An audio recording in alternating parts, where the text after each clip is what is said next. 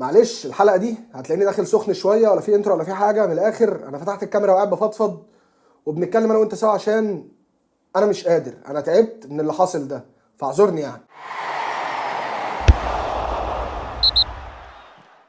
خلصت البطولة وخرجنا من دور ال 16. اللي دعم واللي انتقد واللي هاجم. دلوقتي وقت الحساب، دلوقتي وقت الكلام. شفنا اللعيبه فضلنا في ظهرهم، اللي فضل في ظهرهم فضل، اللي ما فضلش يا عم تمام، كل واحد حر في رايه، هي في الاخر كوره يعني. بس خرجتوا من دور ال 16 وعايزك ترجع لاول فيديو نزل عن افريقيا. هتلاقيني قلت كده، هتلاقيني راهنت ان احنا نطلع من دور ال 16. ليه بقى؟ عشان خاطر دي مش منظر لعيبه تنجح في اي حاجه، ده مش منظر كوره تنجحك في اي حاجه. على مدار الاربع ماتشات اللي اتلعبوا ما شفناش 5 دقايق كوره، ما شفناش جمله واحده توحد ربنا نتكلم فيها. انا داخل سخن متضايق، فمش هتلاقيني بقى بديك مقدمات، مش هتلاقيني بعمل اي حاجه، حقك عليا يعني.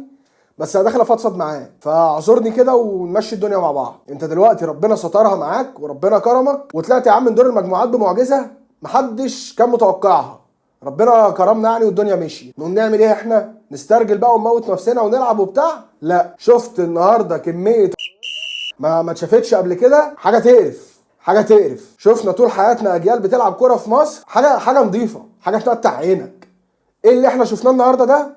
قرف. ولا لعيب غير مصطفى محمد اقدر اتكلم عليه، اقدر اقول عليه كويس على مدار البطوله. غير مصطفى محمد صفر صفر، بدايه من الشناوي لابو جبل لحجازي لعبد المنعم لهاني لمحمد حمدي اللي كان على الشمال لفتوح. اي لعيب نزل الملعب زفت، ما شفناش حاجه عدله على مدار الاربع ماتشات. ما شفتش جمله. ايه يا فيتوريا؟ ايه اللي بيحصل ده؟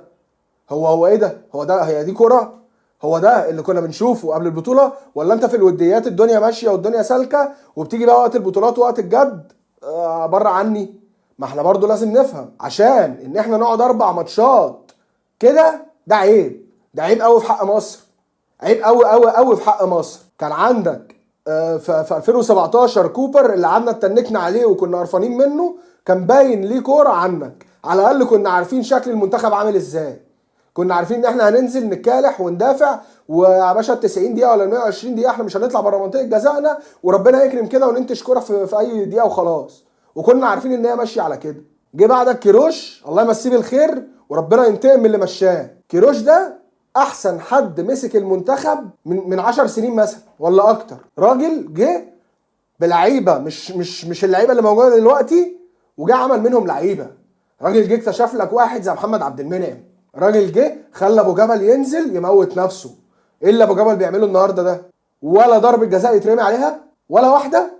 هو ايه النط على اليمين سنه؟ هو في حاجه اسمها كده يعني؟ ولا حجازي؟ ايه اللي حجازي بيعمله ده؟ يعني انت اصلا من اختياراتك من قبل البطوله الموضوع رايح في داهيه، وقلنا يا عم الراجل عنده وجهات نظر وهيمشي الدنيا، لكن شفنا ولا في وجهات نظر ولا في نيله، وانت راجل على الله وابيض ولا تعرف حاجه اصلا عن الكوره. ايه يا عم اللي شفناه منك ده؟ يعني انت جيت قبل البطوله قلت انا هاخد احمد فتوح، واتكلمنا على الموضوع ده في حلقه فاتت، اتكلمنا على احمد فتوح والراجل موقوف والدنيا بايظه، وقلت هاخده. يا عم انت ما بتلعبوش اصلا معاك ولا حتى في ودياتك بتاخده. لا هاخده يا عم، ماشي انت ادرى. هاخد محمد صبحي. يا عم الدنيا رايحه في داهيه والواد اصلا ما بيلعبش، وعواد هو اللي بيلعب وعواد هو اللي شغال. لا هاخد صبحي. يا عم خد صبحي ورينا. طيب وطلع لي بقى استبعد لي امام عاشور، واستبعد لي حسين الشحات، واستبعد لي طارق حامد. طب ما انت دلوقتي خط وسطك في مين؟ عندك النني. ايه النني ده؟ ايه القرف ده؟ النني مختفي ما اتشافش. انا بقالي سنين بتابع الكوره في مصر، ما شفتش مستوى سيء لخط وسط في منتخب مصر بسوق النني.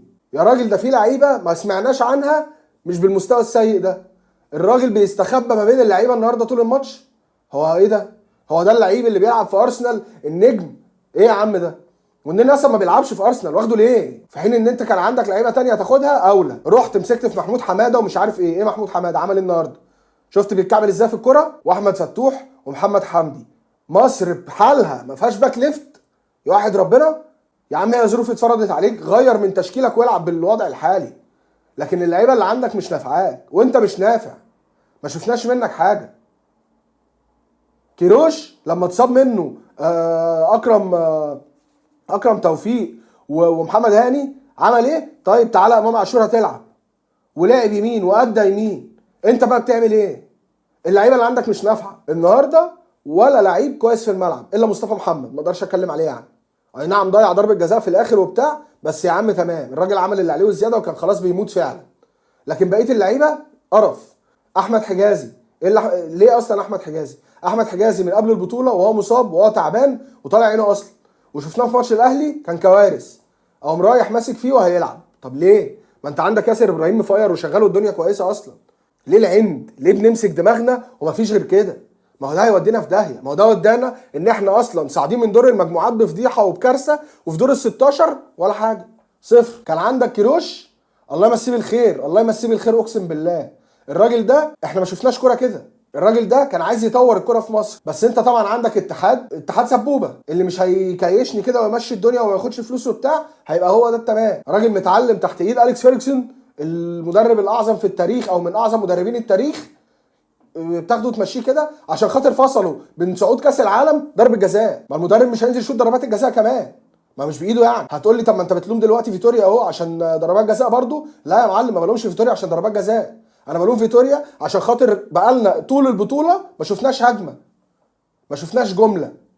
يبقى حق ان انا الوم فيتوريا. بطوله كارثيه بكل المقاييس، كارثه. انت طول البطوله عمال بتكسر ارقام سلبيه سيئه. انت بقالك 10 ماتشات ما كسبتش غير ماتش المغرب، بتكلم عن الماتشات الرسميه عشان ما حدش يجي يقول لي وديات وبلجيكا ومش عارفه ايه. ما ينفعش منتخب مصر يبقى بالوضع ده، ما ينفعش. الوضع بيدل على الكره في مصر، الكره في مصر ماشيه بالمنظر ده. عندك كاب فيردي، عندك موريتانيا، عندك غينيا الاستوائيه، عندك الكونغو حتى كان فيها لعيبه النهارده.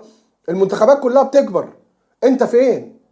خريطة افريقيا هتتغير كرويا وانت هتفضل زي ما انت؟ هتستنى لما تشوف حد بياخد 7 و8 بطولات ويعلى عنك؟ مش هينفع منتخب مصر يخسر السيادة الافريقية بتاعته عشان خاطر مصر هي اللي اخترعت الكرة جوه افريقيا، هي اللي دخلت الكرة في افريقيا. واتحاد الكرة من كتر ما هو ضعيف بقى فيه لعيب هو اللي بيحركه، هو اللي بيوديه شمال ويمين. من كتر ما انت اتحاد ضعيف. ميدو في 2006 لما حصلت الكارثة دي، رئاسة الجمهورية بنفسها اتدخلت وحسن شحاته قال مش هيلعب. ليه؟ عشان كانت القرار في الاول وفي الاخر للراجل اللي على الخط. ما ينفعش مدير يتدخل في اي حاجه. انت يا باشا راجل مدير فني، اتفضل امسك وريني احاسبك في الاخر. لكن دلوقتي محمد صلاح انا شايف الناس بقى بدات تبرر. لا يا جماعه الموضوع ما فيهوش تبرير. يا عم مش عايز منك انك تنزل الملعب، لو انت النجم وانت الكابتن بتاع الفرقه اصول تقعد تشجع اللعيبه دي، تشجع الناس دي، اصول.